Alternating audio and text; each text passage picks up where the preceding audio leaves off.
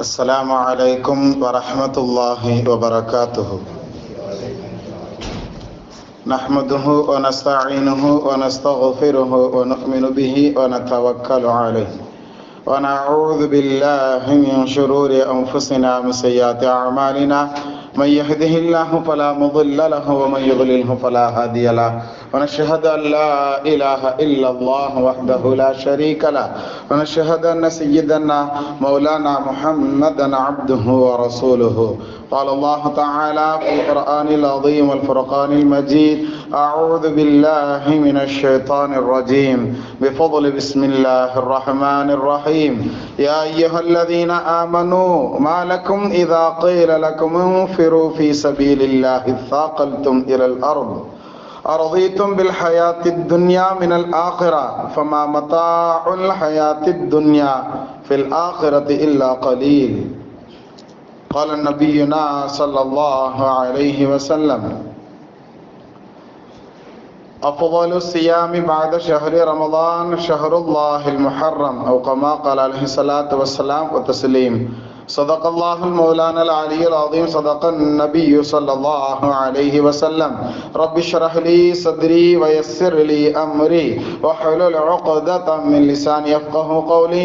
سبحانك لا علم لنا إلا ما علمتنا إنك أنت العليم الحكيم. புகழ் அனைத்தும் அல்லாஹ்விற்கே சொந்தம். இவருலகத் தலைவரும் பெருமானார் ரசூலே கரீம் ஸல்லல்லாஹு அலைஹி வஸல்லம் அவர்கள் மீதும், அவர்களை பின்பற்றிய சஹாபாக்கள், தாபிஈன்கள், தபா தாபிஈன்கள், இமாம்கள், அவுலியாக்கள், ஷஹதாக்கள், நாதாக்கள், சாலிஹீன்கள், குறிப்பாக அமர்ந்திருக்கக்கூடிய நம் அனைவர்களின் மீதும், முஃமினான முஸ்லிமான அன்பன் அனைவர்களின் மீதும் அல்லாஹ்வுடைய சாந்தியும் சமாதானமும் அன்பும் அருளும் பாதுகாப்பும் என்னென்றும் உண்டாவதாக. ஆமீன். அல்லாஹ் தஆலா நம் அனைவர்களை நோயற்றவர்களாக கபூல் செய்வானாக. அவனை நினைத்து வாழக்கூடிய நல்ல முஃமின்களாக அல்லாஹ் நம் அனைவர்களையும் பொருந்திக் கொள்வானாக. நம்மளுடைய இறுதி மூச்சு கலிமாவான லா இலாஹ இல்லல்லாஹ் முஹம்மதுர் ரசூலுல்லாஹ் என்ற கலிமாவை மொழிவதோடு பிரிவதற்குண்டான தௌஃபீகை தந்தருள் புரிவானாக. வாழும் காலமெல்லாம் ஆஃபியத்தோடு வாழ்ந்து அவனுடைய இபாதாத்துகள் அனைத்தையும் நின்று ருக்கு செய்து சஜ்தா செய்து சரியாக நிறைவேற்றக்கூடிய முழு ஆஃபியவான்களாக மௌத் வரைக்கும் அல்லாஹ் நம்மை கபூல் செய்வானாக. பிஹக்கி சய்யிதினா வ ஆலி சய்யிதினா முஹம்மதின் ஸல்லல்லாஹு அலைஹி வஸல்லம். 1448வது ஹிஜ்ரி ஆண்டு முதலாவது மாதமான முஹர்ரமனுடைய மாதம் இது. பிறை 3 முதலாவது ஜும்மாவிலே நாம் அமர்ந்திருக்கிறோம். அல்லாஹ் தஆலா இந்த ஜும்மாவினுடைய அனைத்து நலன்களையும் அடைந்து கொண்ட நல்லவர்களாகவும் நம் அனைவர்களையும் அல்லாஹ் பொருந்திக் கொள்வானாக. ஆமீன். கண்ணியமானவர்களே, இந்த புதன்கிழமை முஹர்ரம் மாதத்தினுடைய முதல் நாளாக நாம் பிறையை பார்த்து நாம் என்ன செஞ்சிருக்கிறோம்? முதல் நாளாக தலைமை காசின் வாயிலாக அறிவிப்பு செய்யப்பட்டு இந்த புதன்கிழமை பிறை 1 முஹர்ரம் மாதத்தினுடைய பிறை 1ஆக நாம் என்ன செஞ்சிருக்கிறோம்? ஆரம்பித்திருக்கிறோம். வியாழக்கிழமை 2, இன்னைக்கு பிற 3. கண்ணியத்திற்குரியவர்களை, இந்த 1448வது ஹிஜ்ரி ஆண்டு ஹிஜ்ரத்து செஞ்சு நபி ஸல்லல்லாஹு அலைஹி வஸல்லம் அவர்கள் ஹிஜ்ரத் செய்து இதோடு 1447 வருஷம் முடிஞ்சு 48வது வருஷத்தினுடைய துவக்கத்தில் நாம் இருக்கிறோம் அப்படிங்கிறத ஒரு ஞாபகமூட்டலாக. ஏன்னா வருஷம் இதை ஞாபகமூட்டித்தான் ஆகணும், வேற வழி கிடையாது. அல்லாஹ்வே குர்ஆன் ஷரீஃபில் ஒரு வசனத்தில் இப்படி சொல்லுவான். நாமெல்லாம் பிரபலியமாக கேள்விப்பட்ட வசனம். அதுக்கு முன்னாடி உள்ள வசனத்திலிருந்து சொன்னா தான் சில செய்திகள் நமக்கு புரியும். அந்த அடிப்படையில் நாம் தலைப்புல ஓதி காட்டிய வசனம் அல்லாஹ் குர்ஆன் ஷரீஃபில் இப்படி ஆரம்பிப்பான்: யா அய்யுஹல்லதீன ஆமனு, ஈமான் கொண்டவர்களே, முஸ்லிம்களே, முஃமின்களே அப்படின்னு அல்லாஹ் நம்மளை மட்டும் குறிப்பிட்டு சொல்கிறான். கூப்பிட்டு மாலக்கும், உங்களுக்கு என்ன ஏற்பட்டு விட்டது, உங்களுக்கு என்னாச்சு? இதா கீல லக்கும் ஃபிரு ஃபீ சபீலில்லாஹ், அல்லாஹ்னுடைய பாதையில போர் செய்யறதுக்காக கிளம்புங்க, வெளியே போங்க அப்படின்னு சொன்னா, இஸ்ஸாகல்தும் இலல் அர்து, நீங்க உங்க ஊர்லயே இருந்துக்கிறீங்களே, உங்களுக்கு என்ன ஏற்பட்டு விட்டது அப்படின்னு அல்லாஹ் கேட்கிறான். இந்த ஆயத்து இறங்குறது எப்ப அப்படின்னா ஹிஜ்ரி 9ல் நபி ஸல்லல்லாஹு அலைஹி வஸல்லம் அவர்கள் ஹிஜ்ரத் செஞ்சு 9 வருஷம் கழிச்சு ஒரு போர் ஒன்று நடைபெறுகிறது. அந்த போர் கிட்டத்தட்ட ரொம்ப மதீனால இருந்து ரொம்ப தூரமான ஊருக்கு போய் போர் செய்யணும். கிட்டத்தட்ட 777 கிலோமீட்டர், 778 கிலோமீட்டர் தூரம் என்ன செய்யணும், மதீனால இருந்து போகணும். இந்த காலம் மாதிரி அப்படி பிளைட்ல போய் ஜங்குன்னு இறங்கி போரெல்லாம் பண்ண முடியாது. இவன் என்ன செய்யறான், இங்கனுக்குள்ள இப்படி ஏறுறான், வேகமா போய் நாங்கள் தான் வெற்றி பெற்றோம்னு சொல்லி மேல இருந்து 2 குண்டை போட்டு பச்சை பிள்ளைங்க இருக்கிற இடம் ஸ்கூலுன்னு கூட பாக்குறது கிடையாது, போட்டுட்டு நாங்க தான் ஜெயிச்சிட்டோம்னு சொல்றான். அந்த காலம் அப்படி அல்ல. 778 கிலோமீட்டர் என்ன செஞ்சிருக்கிறாங்க, கால்நடையாக போறாங்க. எவ்வளவு பெரிய சிரமமாக இருக்குங்கிறத யோசித்து பாருங்க. ஏன் அந்த போர் நடக்க காரணம் என்ன அப்படிங்கறத பற்றி வரலாற்று ஆசிரியர்கள் சொல்லும் பொழுது ரொம்ப அருமையான செய்தியை சொல்லி தருவாங்க. எந்த அளவிற்கு, அதாவது யமன் தேசத்தினுடைய அந்த அவர்களுடைய படையினுடைய அந்த அவர்கள் தங்களுடைய நாடுன்னு சொல்லி எங்க வரைக்கும் வந்துட்டாங்கன்னு சொன்னா, அரபு தேசத்தினுடைய ஓரங்களையும் கூட அவர்கள் என்ன செஞ்சிருக்கிறாங்க, ஆக்கிரமித்து வைத்திருந்தார்கள். அது மட்டுமல்ல, எப்ப நபி ஸல்லல்லாஹு அலைஹி வஸல்லம் ஹிஜ்ரி 8ல மக்காவை வெற்றி கொண்டார்களோ, மதீனால தானே 7 வருஷமா இருந்தாங்க, ஹிஜ்ரி 8ல போய் தான் என்ன செய்வாங்க, மக்காவினுடைய முடிசூடா மன்னராக ஆகுவாங்க நபி ஸல்லல்லாஹு அலைஹி வஸல்லம். அப்ப மக்காவை வெற்றி கொண்டதற்கு பின்னால் எல்லா மக்களும் தீனுல் இஸ்லாத்துக்குள்ள அதிகமாக வருவதற்குண்டான வாய்ப்புகள் ஏற்பட்டது. அரபு கண்ட்ரிஸினுடைய ஓரங்களில் இருப்பவர்களும் கூட்டம் கூட்டமாக குடும்பமாக தீனுல் இஸ்லாத்துக்குள்ள வர ஆரம்பிச்சிட்டாங்க. ஆனா அந்த அரபு கண்ட்ரிஸினுடைய ஓரங்கள் யாருடைய கட்டுப்பாட்டுல இருக்கு அப்படின்னு பார்த்தோம்னா, யமன் தேசத்தினுடைய அந்த எகிப்தினுடைய கண்ட்ரோல், அவர்களுடைய ஆட்சி அங்க வரைக்கும் வந்திருக்கு. எங்க வரைக்கும், அரபு கண்ட்ரிஸினுடைய ஓரங்கள் வரைக்கும் வந்துட்டாங்க. அவங்களுக்கு ஒரு சின்ன தயக்கம். என்ன தயக்கம் அப்படின்னு சொன்னா, எங்க இப்படியே முகமது ஸல்லல்லாஹு அலைஹி வஸல்லம் அவர்களை நாம விட்டுட்டோம்னு சொன்னா இவருடைய செல்வாக்கு நம்மளுடைய ஆட்சிக்கு எதுவும் பாதிப்பை ஏற்படுத்துமோ அப்படின்னு பயந்து என்ன செஞ்சாங்க, அவர்களுடைய எகிப்திலேயே கிட்டத்தட்ட 40,000 பேர்கள் கொண்ட ஒரு பெரிய படையை ஏற்பாடு பண்ணாங்க. எதுக்காக வேண்டி, முஹம்மது ஸல்லல்லாஹு அலைஹி வஸல்லம் அவர்கள் மீது படை எடுக்கணும், அவர்களை ஒரு கட்டுப்பாட்டுக்குள்ள கொண்டு வரணும் அப்படிங்கறதுக்காக வேண்டி அப்போவே பிளான் பண்ணி என்ன செஞ்சாங்க, இந்த மாதிரி ஒரு சூழல்களை செய்கிறார்கள் என்பதை நபி ஸல்லல்லாஹு அலைஹி வஸல்லம் அவர்களுக்கு ஒற்றர்கள் மூலம் தெரிஞ்சிருச்சு. அல்லாஹ் தஆலா தகவல் கொடுத்தான். என்ன செஞ்சாங்க, எதிரிகளை நம்ம நாட்டுக்கு வர்ற வரைக்கும் நம்ம விடக்கூடாது, நாம அங்க போய் சந்திப்போம் அப்படின்னு சொல்லி, நபியினுடைய தள்ளாத வயது, கிட்டத்தட்ட அடுத்த வருஷம் மௌத்தா போக போறாங்க அப்படின்னா, இந்த வருஷம் நபி ஸல்லல்லாஹு அலைஹி வஸல்லம் எவ்வளவு தூரம் பயணம் பண்றாங்க, 778 கிலோமீட்டர் நபி ஸல்லல்லாஹு அலைஹி வஸல்லம் பயணம் பண்ணி போறாங்க தபூக் அப்படிங்கிற இடம். நாங்க உம்ராக்கு போயிருக்கும் போது யதார்த்தமாக பத்ர் போன்ற இடங்களை போய் ஜியாரத் செய்யணும் அப்படிங்கறதுக்காண்டி நாங்க போகும்போது அந்த போற வழிகள்ல பார்த்தோம், இடையில ஒரே ஒரு ரோடு மட்டும் அனாமத்தா போகுது. அதுல பார்த்தா தபூக்குன்னு சொல்லி பேர் போட்டு வச்சிருக்கிறான். கிட்டத்தட்ட 700 கிலோமீட்டருக்கு மேல போட்டு வச்சிருக்கான். அப்பயே ரொம்ப ஆச்சரியமாக நாங்கள் பார்த்தோம் 2019ல போகும்போது. அப்போ நபி ஸல்லல்லாஹு அலைஹி வஸல்லம் இவ்வளவு தூரம் போயிருக்காங்களா அப்படிங்கறத நம்மளுக்கு ஒரு, அதுவும் இந்த காலத்து மாதிரி உண்டான பயண வசதிகள் எல்லாம் இல்லையே. கோவேரி கழுத மிஞ்சி போனா ஒரு சஹாபி கொடுத்தாங்க. இந்த போர் எவ்வளவு முக்கியமான போர் அப்படிங்கறத உணர்த்துவதற்காக நபி ஸல்லல்லாஹு அலைஹி வஸல்லம் மெம்பர்ல ஏறி என்ன செய்யறாங்க, அறிவிப்பு செய்யறாங்க. இந்த மாதிரி போர் இருக்கு, எல்லாரும் கிளம்புங்க அப்படின்னு சொல்லி அறிவிப்பு செய்யறாங்க. இந்த ஆயத்து இறங்கின அந்த சூழல்களும் அதை ஒட்டித்தான். ஏன்னா அந்த போருக்காக அறிவிப்பு செய்யறாங்க இல்லையா. அப்ப சஹாபாக்கள்ல ஒரு சஹாபி எழுந்து என்ன செய்யறாங்க, யா ரசூலல்லாஹ், நான் என்ன செய்யறேன், 100 ஒட்டகங்களை தர்றேன். அது சாதாரணமான ஒட்டகங்கள், போர் ஒட்டகம். அதுக்கு மேல் உண்டான உட்கார்றதற்கு உண்டான எல்லா விதமான தடவாள ஜாமான்களோடும் அதனுடைய கடிவாளத்தோடும் சேர்த்து தருகிறேன் 100 ஒட்டகம்னு சொன்னாங்க. சொல்லிட்டு உட்கார்ந்துட்டாங்க. உஸ்மான் ரலியல்லாஹு தஆலா அன்ஹு 2 வாரத்துக்கு முன்னாடி கூட அவர்களுடைய நினைவு தினத்துல உஸ்மான் ரலியல்லாஹு தஆலா அவர்களை பத்தி நாம சொன்னோம் இல்லையா, போன வாரத்துக்கு முந்தின வாரம் சொல்லி இருந்தோம். ரெண்டாவது நபி ஸல்லல்லாஹு அலைஹி வஸல்லம் அந்த 100 ஒட்டகம் பத்தாது அப்படிங்கிற மாதிரி திரும்ப நபி ஸல்லல்லாஹு அலைஹி வஸல்லம் அதே அறிவிப்பை செய்யறாங்க. அந்த அறிவிப்பு செஞ்ச உடனேயே உஸ்மான் நாயகம் என்ன செஞ்சுக்கிட்டாங்க, விளங்கிக்கிட்டாங்க. நபி ஸல்லல்லாஹு அலைஹி வஸல்லம் 100 பத்தல அப்படிங்கறத விளங்கிக்கிட்டாங்க. இன்னும் ஒரு 100 ஒட்டகத்தை நான் அதிகமாக தருகிறேன். 200 ஒட்டகமும் அதனுடைய போர் சம்பந்தப்பட்ட கருவிகளும் அதனுடைய கடிவாளத்தோடும் அதனுடைய அந்த ஒட்டகத்துக்கு மேல உட்கார்ற ஒட்டக தொட்டிகளோடு சேர்த்து நான் தர்றேன் அப்படின்னு சொன்ன உடனே சொல்லிட்டு உட்கார்றாங்க. திரும்ப நபி ஸல்லல்லாஹு அலைஹி வஸல்லம் அதே அறிவிப்பு செய்யறாங்க. 3வது முறை எழுந்தார்கள். 300 ஒட்டகைகள் தருகிறேன் யா ரசூலல்லாஹ், அதனுடைய எல்லா ஜாமான்களோடும் தர்றேன் அப்படின்னு சொன்ன உடனே நபி ஸல்லல்லாஹு அலைஹி வஸல்லம் மெம்பர்லயே அறிவிப்பு செஞ்சாங்களாம், இதுக்கப்புறம் உஸ்மானே உமக்கு கேள்வி கணக்கே கிடையாது அப்படிங்கிற அர்த்தத்தை உண்டான செய்தியை நபி ஸல்லல்லாஹு அலைஹி வஸல்லம் பஷாரத்தாக உஸ்மான் ரலியல்லாஹு தஆலா அவர்களுக்கு துஆ செஞ்சதாக நாம பார்க்கிறோம். அதே மாதிரி மெம்பர்ல இருந்து இறங்கியாச்சு, வேகமா வீடு வரைக்கும் போன உஸ்மான் ரலியல்லாஹு இன்னொரு சஹாபி அறிவிப்பு செய்யறாங்க, வந்தாங்க, கிட்டத்தட்ட 1000 தங்க காசுகளை கொண்டு வந்து நபி ஸல்லல்லாஹு அலைஹி வஸல்லம் அவர்களுடைய மடியில கொட்டினாங்க. எனக்கு அந்த போருக்கு பேரு பஞ்ச போரு, பஞ்சம் ஏற்பட்ட போர் அப்படிங்கிறதாக கூட அந்த போருக்கு ஒரு பெயர் உண்டு, வறுமையான போர் என்பதாக சொல்வார்கள். அப்ப இருந்ததே அதிகமான வளத்தோடு இருந்தவர்கள் 1-2 சஹாபாக்கள் தான். அப்படிப்பட்ட சஹாபாக்கள் தங்களுடைய முழு சொத்தையும் கொண்டு வந்து கொடுக்குறாங்க. ஏன்னா இது எதிரிகளை நம்ம அங்க போய் சந்திக்க வேண்டிய இடம் அப்படிங்கிறத நபி ஸல்லல்லாஹு அலைஹி வஸல்லம் என்ன செய்யறாங்க, உணர்த்துறாங்க சஹாபாக்களுக்கு. அப்ப 1000 பொற்காசுகளையும் அந்த கொண்டு வந்து கொடுத்து, அப்ப நபி ஸல்லல்லாஹு அலைஹி வஸல்லம் செஞ்ச துவா தான், அதாவது உஸ்மானே இதன் பின்பு நீர் செய்யக்கூடிய விஷயங்களுக்கு கேள்வி கணக்கே கிடையாது, நீ நினைச்சதை செய்து கொள்ளலாம் அப்படிங்கிற அர்த்தத்தில் நபி ஸல்லல்லாஹு அலைஹி வஸல்லம் சொன்னாங்க. அப்படின்னா என்ன அர்த்தம்னா, நீர் செய்யறது எல்லாமே நலவாகத்தான் இருக்குங்கிற பஷாரத்தை, அந்த சுப செய்தியை நபி ஸல்லல்லாஹு அலைஹி வஸல்லம் அந்த சஹாபிக்கு கொடுத்தார்கள் அப்படின்னு சொன்னா, அப்ப எவ்வளவு அவர்கள் அந்த சஹாபாக்கள் கொடுத்துட்டு கிளம்பி இருப்பாங்கிறத நாம் யோசித்து பார்க்கணும் கண்ணியத்திற்குரியவர்களை.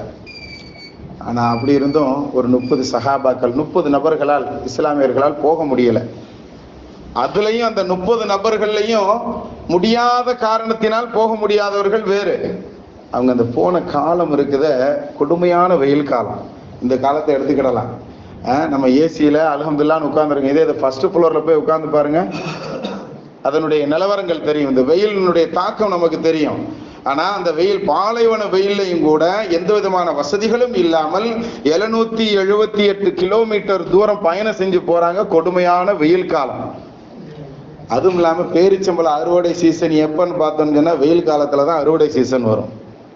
சஹாபாக்களுக்கு போறதுக்கும் மனசும் இல்லை. என்ன மனசு இல்லை அப்படின்னு சொன்னா, எல்லாரும் கிளம்பிட்டாங்க. குறிப்பிட்டு தஃசீர்களில் வரக்கூடியது ஒரு 30 பேர்கள் தான். அதுலயும் அந்த 30 பேர்லையும் ஒரு சில நபர்கள் தான், அந்த கிட்டத்தட்ட அந்த 12 பேர்களை தவிர மித்த எல்லோருமே என்ன காரணம், அது ஏதாவது ஒரு காரணம், உடல் உபாதை, நோய், அது மாதிரி ஏதோ சில காரணங்கள். ஆனா ஒரு 12 பேருக்கு மட்டும் சரியான காரணமே இல்லை. அவர்களை பார்த்து அல்லாஹ் சொல்லக்கூடியதுதான் நாம் தலைப்புல வாசித்து காட்டிய வசனம். அவங்க என்ன சொன்னாங்க, சைத்தான் எப்போதுமே என்ன செய்வான்னா, எந்த ஒரு விஷயத்தையும் செய்யாதுன்னு சொல்ல மாட்டான். இப்போ நம்ம தொழுவ போறோம்னா, தொழுவைக்கு தான் 3:30 வரைக்கும் லுகர் தொழுவலாம்ல, கொஞ்சம் இரு, கொஞ்சம் லேட்டா தொழுதுக்கோ அப்படின்னு தான் சைத்தான் என்ன செய்வான், நம்மளை தடுப்பான். எப்போதுமே சைத்தானுடைய ட்ரிக்ஸுகளை புரிஞ்சுக்கிடணும். சைத்தான் ஒரு விஷயத்தை எடுத்த உடனே செய்யாதுன்னு தடுக்க மாட்டான், கொஞ்சம் லேட்டா செய்ய அப்படித்தான் ஆரம்பிக்கும், கொஞ்சம் லேட்டா செய்ய அப்படின்னு. இது மாதிரிதான் அங்கு அந்த ஷைத்தான் எப்படி அந்த தோழர்கள் அந்த 12 பேருக்கு மத்தியில உள்ளத்துல போடுறான்னா, இங்க இருந்து அங்க போறதுக்கு அந்த 778 கிலோமீட்டர் தபூக்குங்கிற இடத்துக்கு போறதுக்கு இவ்வளவு நாட்களாக கிட்டத்தட்ட 1 மாத பயண தூரம். அது நாம என்ன செய்யலாம், இந்த அறுவடையை வேகமாக முடிச்சுட்டு நம்மகிட்ட வேகமா போற குதிரைகள் இருக்கிறாங்க, சீக்கிரம் போய் நாம சேர்ந்துக்கிடலாம் அப்படின்னு ஒரு சில நபர்களுடைய எண்ணங்கள். அதைத்தான் அல்லாஹ் இந்த வசனத்துல படம் பிடித்து காட்டுகிறான். நீங்க போருக்காக வேண்டி கிளம்புங்கன்னு, வெளியேறுங்கள், இன்ஃபிரு வேகமாக விரைந்து செல்லுங்கள், வெளியேறுங்கள்னு உங்களுக்கு சொல்லப்பட்டு விட்டால், நீங்க உங்க பூமியிலேயே உங்க வீட்டிலேயே இருந்துக்கிடலாம் நீங்க நினைச்சுக்கிட்டா இருக்கிறீங்க, உங்களுக்கு என்ன ஏற்பட்டு விட்டது, ஏன் இப்படி பண்றீங்கன்னு அல்லாஹ் கடிந்து கொள்ளும் முகமாக அந்த வசனத்தினுடைய ஆரம்பத்தை அல்லாஹ் சொல்லுவாங்க. கண்ணியத்திற்குரியவர்களை, இன்னைக்கு இந்த வசனத்தை அப்படியே நம்மளுடைய வாழ்க்கையோடு எடுத்து கொஞ்சம் பொருத்தி பார்ப்போமா? அது சஹாபாக்களுக்கு சொல்லப்பட்ட வசனம். ஆனா குர்ஆன் இப்பொழுதும் இருக்கிறது, இன்னும் கியாமத் நாள் வரைக்கும் இருக்கும். அப்படித்தானே? அல்லாஹ்னுடைய பாதையில கிளம்புங்க அப்படின்னு சொல்றது, போருக்காக வேண்டி கிளம்புங்கள் அப்படின்னு சொல்றது சஹாபாக்களுக்கு அந்த நேரத்துல அது பொருத்தம். அப்படின்னு சொன்னா, இந்த காலத்துல அல்லாஹ்னுடைய கட்டளைகளை நிறைவேற்றுவதற்காக வேண்டி நீங்க வீட்டை விட்டு வெளியே வாங்க, தொழுகைக்காக வேண்டி வாங்க, பள்ளிக்காக வேண்டி வாங்க, உங்களுடைய தேவையான விஷயங்களை சரியான முறையில் செய்வதற்காக வேண்டி நீங்கள் ஹலாலான முறையில் செய்வதற்காக வெளியே கிளம்புங்க அப்படின்னு சொல்லி அல்லாஹ் எல்லா இடங்களிலும் சொல்லி தருகிறான். அப்படி இந்த இடத்தை அதோடு சேர்த்து பொருத்தி பார்த்தோன்னு சொன்னா, இல்ல ஹலாலான முறையில சம்பாத்தியமா, எனக்கு வீட்டுக்குள்ள இருந்துகிட்ட எப்படி லேசான முறையில சம்பாதிக்கணுமோ அந்த முறையில் சம்பாதிப்பதற்கு எனக்கு என்ன வழி, எல்லாம் அதாவது சம்பாத்தியம்ங்கிறது எந்தெந்த விதங்களில் எல்லாம் நம்மளுடைய மார்க்கம் அனுமதித்து இருக்கிறதோ அந்த வழியை எல்லாம் விட்டுட்டு நாம வேற வழிகளில் சம்பாதிக்கிறதுக்கு தான் நம்மளுடைய எண்ணங்கள் இருக்கிறது. கண்ணியத்திற்குரியவர்களை, நபி ஸல்லல்லாஹு அலைஹி வஸல்லம் அவர்கள் இந்த ஆயத்திற்கு விளக்கம் சொன்னதாக நமக்கு தஃப்சீர் கலை வல்லுநர்கள் நமக்கு சொல்லி தர்றாங்க. நம்மளுடைய ஆசைகள், விருப்பங்கள், தேவைகள் சில நேரங்கள்ல தீனுக்கு மாற்றமாக இருக்கும். அப்படி மாற்றமாக இருக்கக்கூடிய நேரத்துல அதை எப்படி நாம பார்க்கணும், இந்த ஆயத்தோட பொருத்தி பார்க்கணும் என்பதாக சொல்கிறார்கள். அல்லாஹ் ஒரு கட்டளையை சொன்னதுக்கு அப்புறம் அதற்கு மாறு செய்த அந்த 12 சஹாபாக்களை பார்த்து எப்படி அல்லாஹ் இந்த வசனத்தை சொல்கிறானோ அது போன்று நம்மளுடைய உள்ளத்துல தீனுக்கு மாற்றமான விஷயங்கள் ஏற்படும் பொழுது நாம இந்த ஆயத்தை நம்ம பொருத்தி பார்க்கணும் என்பதாக நமக்கு என்ன செய்யறாங்க, சட்டக்கலை வல்லுநர்கள், குறிப்பாக தஃப்சீர் கலை வல்லுநர்கள் நமக்கு சொல்லி தர்றாங்க. கண்ணியவான்களை, அந்த ஆயத்தினுடைய தொடர்ச்சியில் அல்லாஹ் அதோடு சேர்த்து சொல்லுவான். இன்னைக்கு நம்மளுடைய இழவல்களை எடுத்துக்கிட்டோம்னு சொன்னா, நம்மளுடைய வரக்கூடிய அடுத்த ஜெனரேஷனை நாம எடுத்துக்கிட்டோம்னு சொன்னா அதிகமாக போதைக்கு அடிமையானவர்களாக இருக்கிறார்கள் என்பதாக புள்ளி ஒரு கணக்கு இருக்கு. வாலிபர்கள்ல 3 பேர்ல ஒரு ஆளு எப்படி இருக்கிறான்னு சொன்னா போதைக்கு அடிமையானவனாக இருக்கிறான் என்பதாக. அது போதைங்கிறது நீங்க எந்த விதத்துல வேணாலும் எடுத்துக்கோங்க, அதை விவரிச்சு சொல்வதற்கு இங்க வழி இல்லை. ஏதோ ஒரு விதத்தில் போதைக்கு அடிமையானவனாக நம்மளுடைய வாலிபர்களில் 3 ஒருவன் இருக்கிறான் அப்படிங்கும் பொழுது எவ்வளவு கவலைப்படத்தக்க செய்தியாக இருக்கிறது அப்படிங்கறது கவனத்துல கொள்ளுங்க. இந்த மாதிரி மார்க்கத்துக்கு முரணான ஒரு விஷயத்துக்கு வரும்போது இந்த ஆயத்தை நாம பொருத்தி பார்க்கணும். அல்லாஹ் இப்படி சொல்லி இருக்கு, நீ மாற்று வழியில போறியா? அல்லாஹ் அவனுடைய பாதையில வான்னு கூப்பிடும் பொழுது நீ என்ன செய்யற, நீ வேற பாதையை நீ தேர்ந்தெடுக்கிறியா, உன்னுடைய ஆசாபாசத்திற்கு இடம் கொடுக்கிறாயா அப்படிங்கிறத அந்த விஷயத்தை நாம என்ன செய்யணுமா, நாம பொருத்தி பார்க்கணும் என்பதாக நமக்கு தஃப்சீர் கலை வல்லுநர்கள் சொல்லுவாங்க. அடுத்து அல்லாஹ் சொல்கிறான், அரதீத்தும் பில் ஹயாத்தித் துன்யா மினல் ஆகிரா. இப்படி போருக்கு போகாம அங்க இருக்கக்கூடிய அந்த சஹாபாக்களை பார்த்து, அந்த 12 நபர்களை பார்த்து குறிக்கும் முகமாக சொல்லக்கூடிய அந்த வசனத்தினுடைய தொடர்ச்சியில் அல்லாஹ் சொல்றான், ஆகரத்தை விட இந்த உலக வாழ்க்கையே நீங்கள் பொருந்தி கொண்டு இதோடையே போயிடலாம் நினைச்சுக்கிட்டு இருக்கிறீங்களா அப்படின்னு அல்லாஹ் கேட்கிறான். அரதீத்தும், நீங்கள் பொருந்தி கொண்டீர்களா, பில் ஹயாத்தித் துன்யா, இந்த உலகத்தையே நீங்கள் பொருந்தி கொண்டீர்களா, மினல் ஆகிரா, ஆகிரத்தை விட நீங்க இந்த உலகமே போதும் நினைச்சுக்கிட்டா இருக்கிறீங்க அப்படின்னு அவர்களை கடிந்து கொண்ட அந்த விஷயம். ஃபமா மத்தாஉல் ஹயாத்தித் துன்யா, இந்த உலகத்தினுடைய இந்த சுகபோகம் இருக்கிறது, ஃபில் ஆகிரா, ஆகிரத்தை கவனிச்சு பார்த்தேன்னு சொன்னா இல்லா கலீல், ஒரு சின்ன விஷயம்தான் அப்படிங்கறத அல்லாஹ் சொல்லி தர்றான். இந்த உலகத்துல நாம முழுவதுமாக நாம் எவ்வளவு சுகபோகமாக வாழ்ந்தாலும் ஆகிரத்தை கவனிச்சு பார்க்கும்போது இல்லா கலீலுன் அப்படின்னு அல்லாஹ் சொல்றான். அதுல கலீலுன் அப்படிங்கிறது கலீல்னாலே கம்மின்னு அர்த்தம், கலீல் அல்ல கலீல். இது கலீல்னு சொன்னா கம்மின்னு அர்த்தம். அந்த கம்மியிலேயே கலீலுன் கடைசியில தன்வீன் சொல்லுவாங்க. அது மிக சொற்பம் அப்படிங்கிறத காட்டுவதற்காக வேண்டி பயன்படுத்தக்கூடிய தன்வீனை அல்லாஹ் போட்டு சொல்லுவான். கம்மியிலையும் ஆக கம்மி அப்படின்னு சொல்லுவோம் பாருங்க, அந்த பதத்தை அல்லாஹ் பயன்படுத்துகிறான். ஆகரத்துல நாம் இந்த உலகத்துல இருக்கக்கூடிய அனைத்து சுகபோகங்களையும் கொண்டு வந்து ஆகரத்தோடு ஒப்பிட்டு பார்த்தோம் அப்படின்னு சொன்னா ஆக மட்டமானதுதான் என்பதாக அல்லாஹ் இந்த உலகத்தை பத்தி சொல்கிறான். அப்படிப்பட்ட இந்த உலகத்தையா நீங்கள் பொருந்தி கொண்டு போருக்கு கூட போகாம நீங்க உங்க பூமியிலேயே இருந்துக்கிடலாம் நினைக்கிறீங்களா? சாதாரண இந்த அறுவடையை வச்சு நீங்க பொருந்திக்கிட்டீங்களா? இந்த அறுவடையை மட்டுமே நீங்கள் அதையே நீங்கள் சதா அதுதான் லாபம் அப்படின்னு நினைச்சுக்கிட்டீங்க அப்படின்னு சொல்லி அல்லாஹ் அந்த தோழர்களை கடிந்து கொண்டான். அது மட்டுமல்ல, அடுத்து தொடர்ச்சியாக 4 வசனங்களை அல்லாஹ் சொல்லுவான். கண்ணியத்திற்குரியவர்களை, அடுத்த வசனம் 2வது வசனத்தில் அல்லாஹ் ஆரம்பிப்பான், இல்லா தன்ஃபிரு, நீங்க அப்படி போருக்காக வேண்டி போகல அப்படின்னு சொன்னா யுஅذிபுக்கும் அஸாபன் அலீமா, உங்களை கடுமையான வேதனையை கொண்டு அல்லாஹ் தண்டிப்பான். எப்படிப்பட்ட அதாப் அப்படின்னு சொன்னா கடுமையான, அந்த கடுமைங்கிறதுக்கு அதாபன் அப்படிங்கிறதுலயே பல வேதனைங்கிறது வந்துட்டாலும் அலீமா அப்படிங்கிறத அல்லாஹ் சொல்றான்னு சொன்னா கொடுமையான வேதனை அப்படிங்கிறதுக்கு அதுக்கு பொருள் கொள்வாங்க. அடுத்து அதோடு மட்டுமல்ல, அதாபு கொடுக்கிறது மட்டுமல்ல, அடுத்து அல்லாஹ் சொல்லுகிறான் வயஸ்தப்தில் கௌமன் கைரக்கும், உங்கள் அல்லாத வேறு சமூகத்தை அல்லாஹ் கொண்டு வந்து உங்களுடைய இடத்துல வைப்பான். வலா தவர்ரூஹு ஷைஆ, இது அல்லாஹ்க்கு ரொம்ப கஷ்டமான வேலைலாம் கிடையாது. அலா குல்லி ஷைஇன் கதீர், இதற்கு அல்லாஹ் ரொம்ப தாக்கத்துடையவன் அப்படிங்கிற செய்தி அல்லாஹ் சொல்லி தருவான். கண்ணியத்திற்குரியவர்களே, நாம அல்லாஹ் ரசூல் சொன்ன விஷயங்களை விட்டுட்டு நாம வெளியே போறோம் அப்படின்னு சொன்னா எச்சரிக்கைப்படுத்தக்கூடிய அல்லாஹ் உங்களுக்கு அதாபு உண்டுன்னு சொல்றான். அதே சமயத்துல அந்த அதாபையும் நாம் பொருட்படுத்தாமல் அல்லாஹ் ரசூல் சொன்ன பாதையை விட்டுட்டு நீங்க வெளியே போறீங்க அப்படின்னு சொன்னா உங்களை மாற்றி விட்டு அல்லாஹ் அந்த இடத்துல வேற சமூகத்தை நான் கொண்டு வருவேன்னு சொல்றான் கண்ணியத்திற்குரியவர்களை. அதனால ரொம்ப நாம் கவனமாக எச்சரிக்கையாக இருக்க வேண்டிய விஷயம் இந்த 2வது ஆயத்துல அல்லாஹ் சொல்லுவான். அடுத்து அதனுடைய தொடர்ச்சியில அல்லாஹ் சொல்லும் பொழுது அடுத்த வசனங்களில் அல்லாஹ் அருமையாக சொல்லுவான்.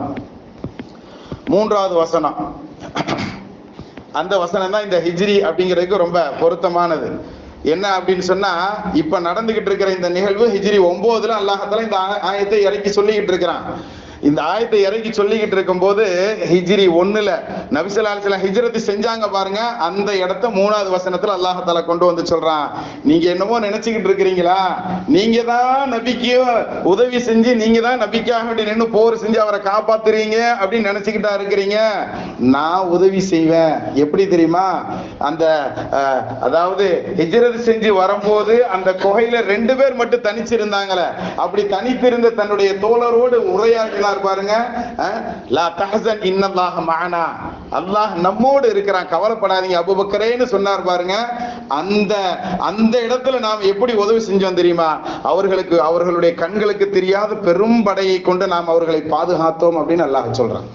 இது எப்ப சொல்றான், ஹிஜ்ரத் முடிஞ்சு 9 வருடங்கள் 9வது வருடத்தில் அல்லாஹ் ஹிஜ்ரத்தை பத்தி குர்ஆன் ஷரீஃப்ல பேசுறான்.